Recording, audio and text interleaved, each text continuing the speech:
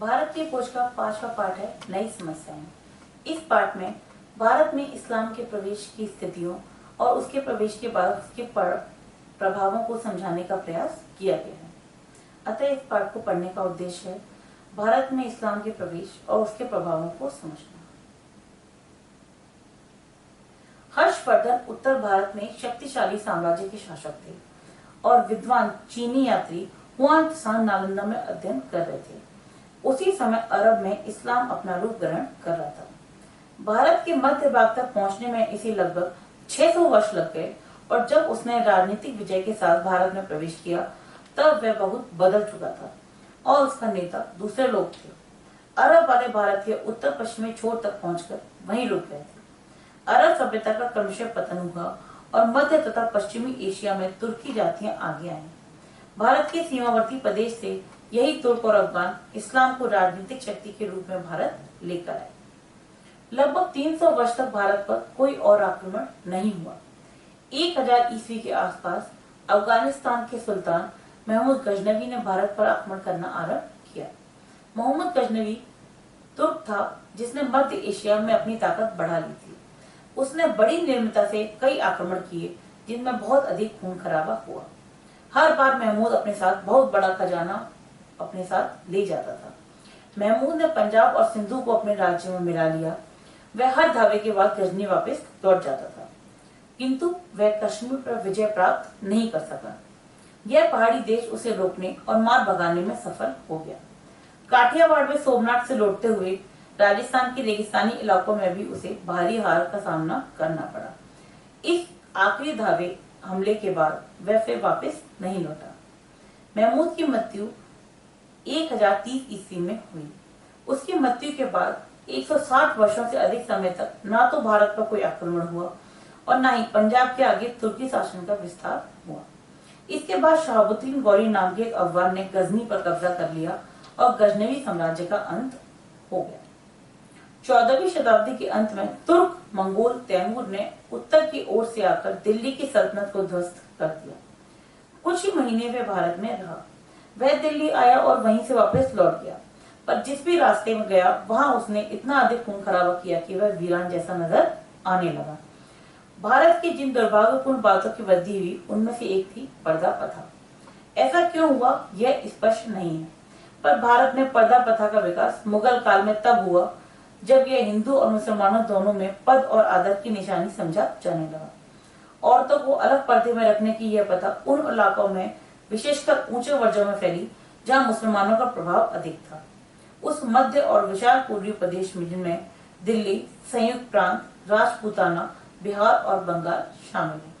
लेकिन अजीब बात है कि पंजाब और सरहदी सूबे में जो मुख्यतः मुस्लिम इलाके थे, पर्दे की प्रथा उतनी कड़ी नहीं थी। बाबर का व्यक्तित्व बहुत ही आकर्षक था। वह नई जाति का शहजादा, बहादुर, साहसी, कला और साहित्य का प्रेमी था। अकबर भारत में मुगल खानदान का तीसरा शासक था, फिर भी साम्राज्य की बुनियाद पक्की करने में उसने विशेष भूमिका निभाई।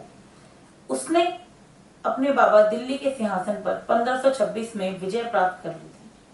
भारत में आने के 4 वर्ष के भीतर ही बाबर की मृत्यु हो गई थी। बाबर का पौत्र अकबर उससे भी अधिक आकर्षक और गुणवान था। वह बहादुर और दुस्साहसी, योग्य सेनानायक था। इस सबके अलावा विनम्र, दयालु, आदर्शवादी और स्वप्नदर्शी भी था। साथ ही वह लोगों का एक ऐसा नेता था जो अपने अनुयायियों में तीव्र स्वामी भक्ति उत्पन्न कर सके।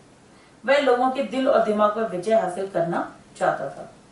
अकबर ने चारों ओर अत्यंत प्रतिभाशाली लोगों का समुदाय इकट्ठा किया था जो उसके आदर्शों के प्रति समर्पित थे। इन लोगों में फैजी और अबुल फजल नाम के 2 मशहूर भाई, बीरबल, राजा मानसिंह, अब्दुल रहीम खान शामिल थे।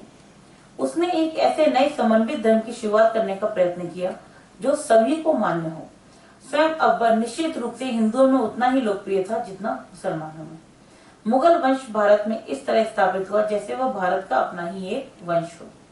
हिंदी के सबसे प्रसिद्ध कवियों में 2 हैं, मलिक मोहम्मद जायसी जिन्होंने प्रसिद्ध काव्य ग्रंथ पद्मावत की रचना की, और अब्दुल रहीम खान जो अकबर के दरबार के नवरत्नों में से एक थे। मुगल शासन काल के दौरान बहुत से हिंदुओं ने दरबार की भाषा फारसी में पुस्तकें लिखी। इनमें से कुछ कालजयी रचना मानी जाती हैं। औरंगजेब समय के विपरीत चलने वाला एक शासक था। उसने अपनी सारी योग्यता और उत्साह के बावजूद अपने पूर्वजों द्वारा किए गए कामों पर पानी फेरने का प्रयास किया। वह धर्मांध और कठोर नैतिकतावादी था। उसे कला और साहित्य से भी कोई प्रेम नहीं था। हिंदुओं पर पुराना और घृणित जजिया कर लगाकर बहुत से मंदिरों को तुड़वाकर उसने हिंदू प्रजा को अपने विरुद्ध कर लिया। उसने अभिमानी राजपूतों को भी नाराज कर दिया, जो मुगल साम्राज्य के अवलंब और स्तंभ हुआ करते थे। सन 1707 में औरंगजेब की मृत्यु के बाद 100 वर्ष तक भारत पर अधिकार करने के लिए विविध रूपों में संघर्ष चलता रहा। 18वीं शताब्दी में भारत पर अधिकार के 4 प्रमुख दावेदार थे। पहले मराठे, दूसरे दक्षिण में भी हैदर अली और टीपू सुल्तान, विदेशियों में फ्रांसीसी और अंग्रेज। इन चारों ने भारत पर अपनी प्रबल दावेदारी प्रस्तुत की। एक दूसरा और कुछ और ही अलग ढंग का भारतीय राजनेता राजपूताने में जयपुर का सवाई जयसिंह था। उसका समय कुछ और पहले का है और उसकी मृत्यु 1743 ईस्वी में हुई थी। वह औरंगजेब की मृत्यु के बाद होने वाली उथल पुथल के समय हुआ था। वह बहादुर योद्धा, कुशल राजनयिक तो था ही, इससे बढ़कर वह गणितज्ञ, खगोल विज्ञानी और नगर निर्माण करने वाला था। उसकी दिलचस्पी इतिहास के अध्ययन में थी। जयसिंह ने जयपुर, दिल्ली, उज्जैन, बनारस और मथुरा में बड़ी बड़ी वेश्यालय बनाई। जयपुर शहर का निर्माण भी उसी ने किया था। उसने यूरोपीय शहरों के नक्शे के आधार पर जयपुर का नक्शा बनाया और इस शहर को बसाया। पुराने यूरोपीय नक्शे के आधार पर उसने जयपुर के अजायब घर की भी स्थापना की थी और यह नक्शा आज भी जयपुर के अजायब घर में सुरक्षित है। इंग्लैंड का भारत में आगमन तब हुआ जब 1600 ईस्वी में रानी एलिजाबेथ ने ईस्ट इंडिया कंपनी को रवाना कर दिया। इस प्रकार भारत में मुगलों के आगमन के पश्चात भारत की स्थिति, उसके प्रभाव और ईस्ट इंडिया कंपनी के आगमन का वर्णन इस पाठ में किया गया है। अब मिलेंगे अगले पाठ के साथ। धन्यवाद।